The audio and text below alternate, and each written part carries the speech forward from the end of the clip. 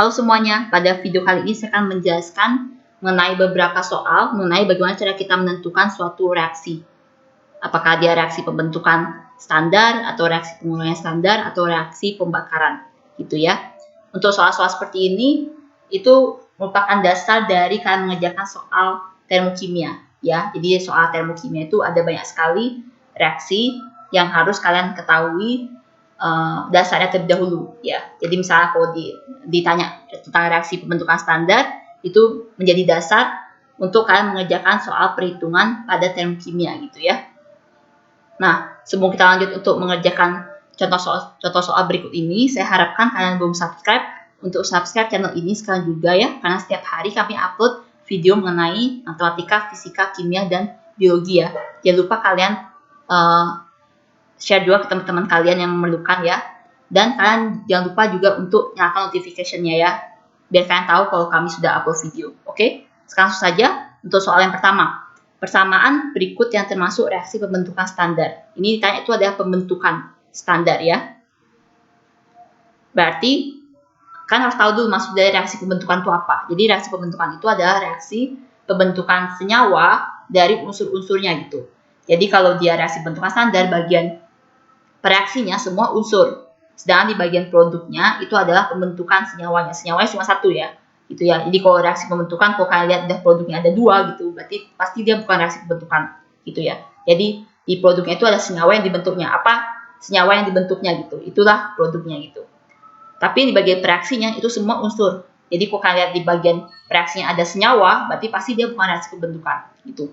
Kita sekarang cek. Yang A itu NH3 tambah HCl menjadi NH4Cl. Di bagian kiri, kalian sudah lihat sebelum di reaksinya itu dia bukan unsur ya, tapi senyawa udah. Ini amonia sama asam klorida, berarti pasti salah yang A ya.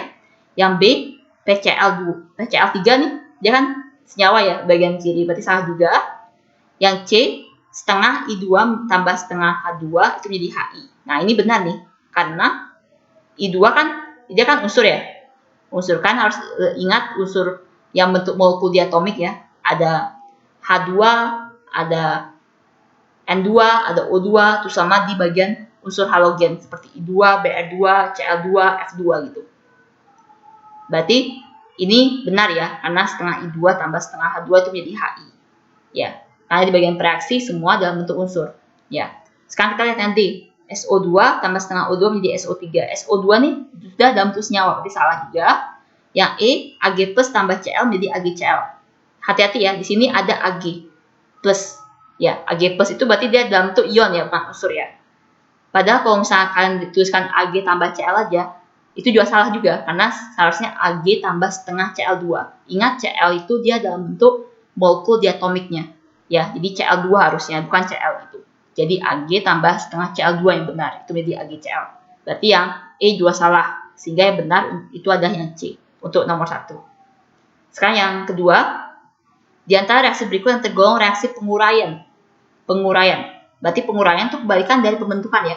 Jadi di reaksi itu ada senyawa yang diurainya. Pasti dia cuma satu senyawa, nggak mungkin dia ada dua senyawa gitu. Di bagian reaksinya itu ada unsur-unsurnya yang teruraikan gitu. Jadi kalau kalian lihat di produknya itu ada senyawa lagi yang lain, berarti dia pasti bukan reaksi penguraian. Jadi reaksi penguraian itu harus membentuk unsur-unsurnya gitu. Yang A, ya ini ada NH3 sama HCl, dia dalam bentuk senyawa ya, berarti salah. Yang B, PCl3, ini ada PCl3 dalam bentuk senyawa, salah juga. Yang C, H2O menjadi H2 tambah setengah O2. Nah ini yang benar, karena H2O itu menjadi H2 ya. H kan dia dalam bentuk molekul diatomiknya, jadi kalian nggak nulisnya 2H gitu, tapi H2 gitu. Tambah O2, ya O-nya kan dalam bentuk molekul diatomik ya, O2. Karena dia O-nya cuma satu, di bagian H2O berarti dia setengah O2. Yang C benar ya, kita cek sama yang D sama E.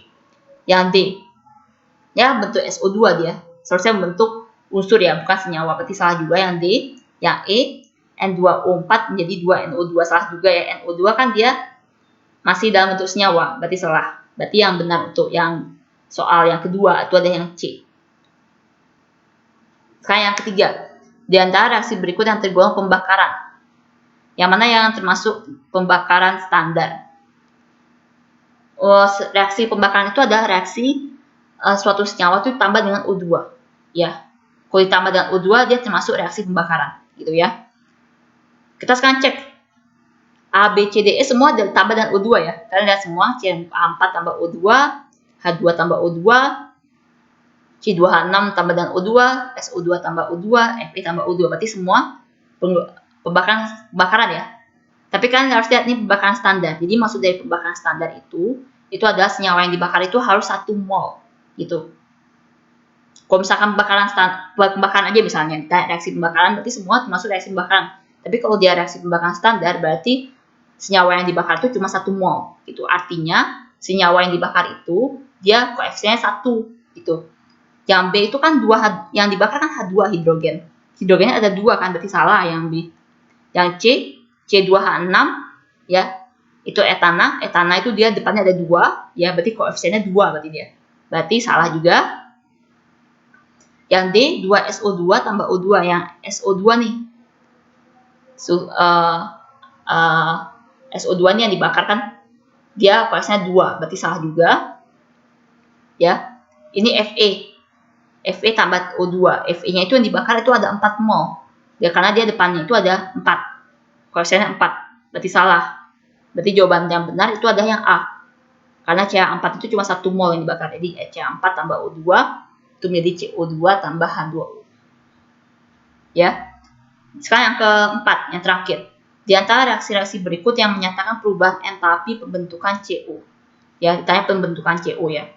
Berarti kalau dia ditanya perubahan entalpi pembentukan CO, berarti CO-nya itu harus di bagian kanan.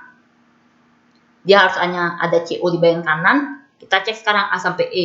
Semua CO di bagian kanan sudah benar ya. Ya, tapi kan harus ingat sekali lagi karena perubahan entalpi pembentukan CO berarti CO-nya harus 1 mol. Di sini yang di C nih dia 2 mol ya. Di E juga sama 2 mol. Berarti yang C sama E pasti salah. Karena perubahan entalpi pembentukan itu harus dalam 1 mol produk yang dibentuknya. Ya, jadi kalian lihat yang dibentuknya, bukan lihat dari reaksinya. Kalau reaksinya berapa mol aja nggak masalah. Yang penting di produknya itu dia 1 mol gitu ya. Nah, sekarang kita cek sekarang A, B, sama D. Pembentukannya kan CO. Senyawa yang dibentuk kan CO, berarti C ditambah dengan O2. Ya, karena O-nya itu membentuk molekul diatomik. Yang di B, ini ada O ya. Seharusnya O2 ya, berarti salah dia. Yang D, itu udah O2. Ya. Oke. Yang D, C tambah setengah O2, sudah CO. Yang A juga C tambah setengah O2, itu CO juga. Nah, yang mana yang benar dari kedua ini? Ini yang beda kan cuma C-nya aja ya.